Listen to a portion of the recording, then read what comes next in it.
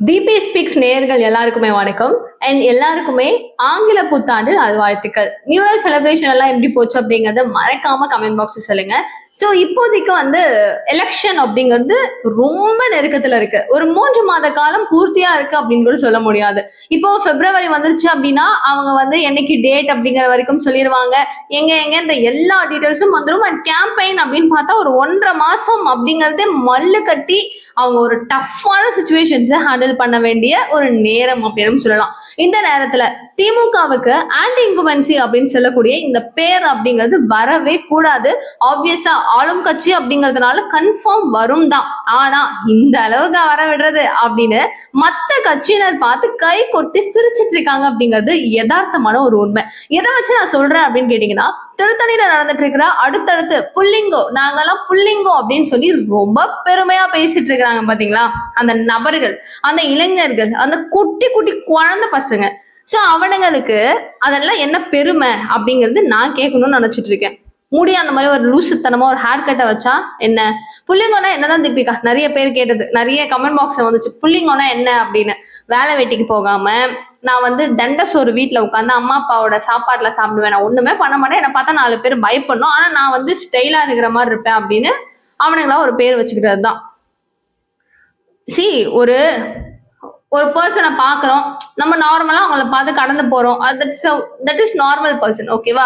இவன் இன்னொரு வேற மாதிரி ஒரு உருவத்தை பாக்குறோம், இங்க இங்க பண்ணிருக்கிறது, அங்க பண்ணிருக்கிறது, அங்க ஊசியெல்லாம் போட்டு என்னவோ பண்ணி குண்டு ஊசி மாதிரி தெரியறது, அந்த அந்த குண்டு ஊசியோட மேல இருக்கும் பாருங்க ரவுண்டா, அந்த மாதிரி இருக்கிறது, இங்க இந்த மாதிரி ஒரு மாதிரி ஆக்வர்டா பார்க்கும் போது ஒரு இருக்கானே அப்படின்னு சொல்லி சைஸா பார்த்தோம் அப்படின்னா தட் மீன்ஸ் அவங்க எல்லாம் புள்ளிங்கும். இப்ப என்ன விஷயம் என்னன்னா, அவங்க அந்த சுராஜ் அப்படிங்கிற ஒரு வட மாநில இளைஞரை எந்த அளவு தாக்குறாங்க, இங்கெல்லாம் அங்க கோரம் நடந்துச்சு அப்படிங்கிறத பார்த்தோம். உயிரோட இல்லைன்னு ஒரு பக்கம், அண்ட் போலீஸார் இல்ல அவர் நல்லா இருக்காரு, அவங்க வீட்டுக்கு குடும்பத்தோட நாங்க அமைச்சிட்டோம் அப்படின்னு சொல்லிட்டு இருக்காங்க.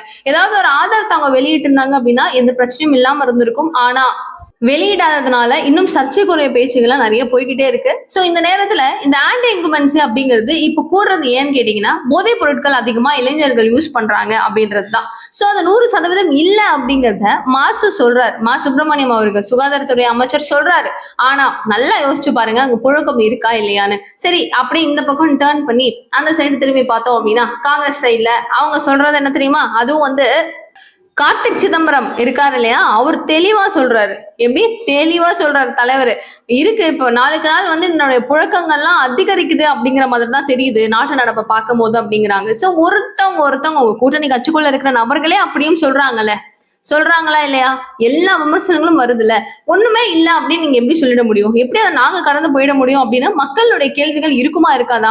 சரி, இது எல்லாத்துக்கும் என் தலைவன் வருவான் அப்படிங்கிற அளவுக்கு அண்ணாமலை அவர்களுடைய என்ட்ரி வேற லெவல்ல இருக்க போது. இதை நான் ஏன் சொல்றேன் அப்படின்னா, ஆல்ரெடி ஊழல் அப்படின்னு சொல்லி கிட்டத்தட்ட திமுகவுல 17 அமைச்சர்கள் வரைக்கும் மாட்டிட்டு இருக்கீங்க. உங்க யாரையும் சும்மா விட போறதே கிடையாது. இதுக்கப்புறம் நானும் என்னுடைய தம்பி அண்ணாமலை அவர்களும் சேர்ந்து களம் இறங்க போறோம் அப்படின்னு சொல்லிட்டு ரொம்ப சமீபத்துல நயினார் அவர்கள் ஒரு ஸ்பீச் கொடுத்திருந்தாரு.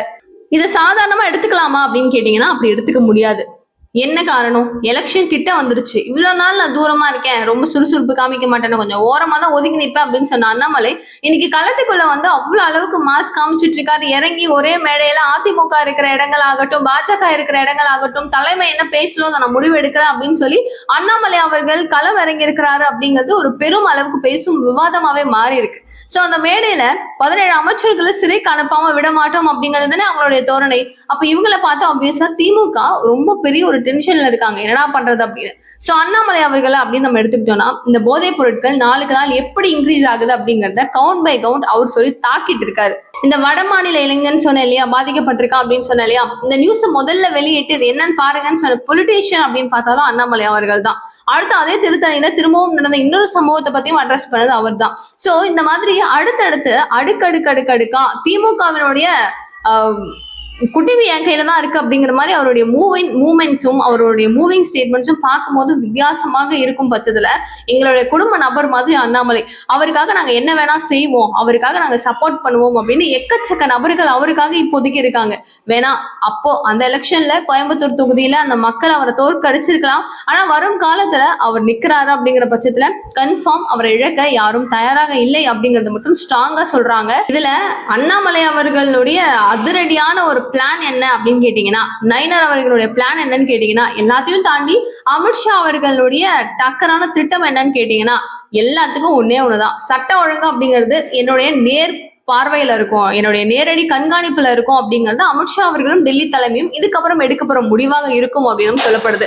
இது ஏன் அப்படின்னா, நயினார் அவர்கள் ரொம்ப சமீபத்துல இதையும் சொல்லியிருக்காரு, இதுக்கப்புறம் இங்க இருக்கிறதெல்லாம் இவங்களுடைய அரசாங்கத்தை நம்பி நம்மளால விட முடியாது, மத்திய அரசாங்கம் நம்மளும் இது கூட ஒரு பெரிய கான்ட்ரிபியூஷன்ல இருக்கும் தமிழகத்துல, அதனால சட்ட ஒழுங்குக்கு அப்புறம் உங்களுடைய பார்வையில இருந்துச்சுன்னா மட்டும்தான் இது எல்லாமே சரியாக இருக்கும், சீர்திருத்தம் செய்ய முடியும், இது என்னங்கிறது நீங்க தான் பார்க்கணும் அப்படின்னு சொல்லிட்டு இப்போதைக்கு இருக்கிற மாநில தலைவரான நயினார் நாகேந்திரன் அவர்கள் இப்போ அவருக்கு ஒரு கோரிக்கையாவும் வச்சிருக்காரு.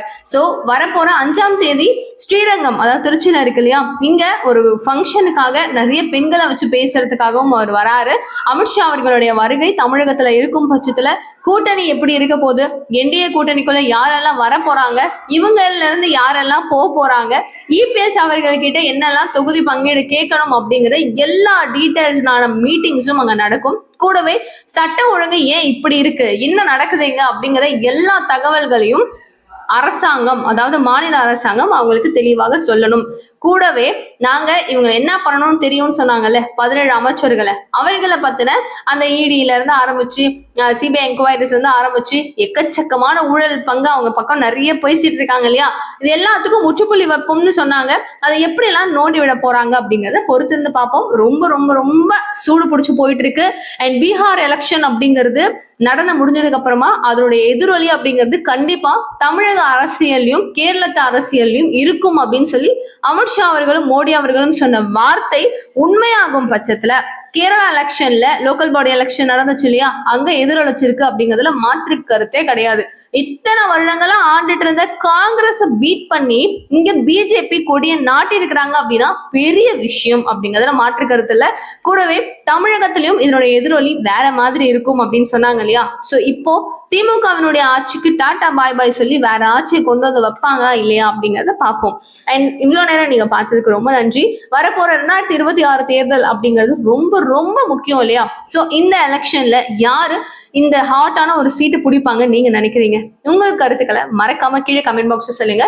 நிறைய விஷயங்களை பேசுவோம். நிகழ்கால நிகழ்வுகளுக்கு சேனலை சப்ஸ்கிரைப் பண்ணிக்கோங்க. தேங்க்யூ சோ மச் ஃபார் வாட்சிங். பாய்.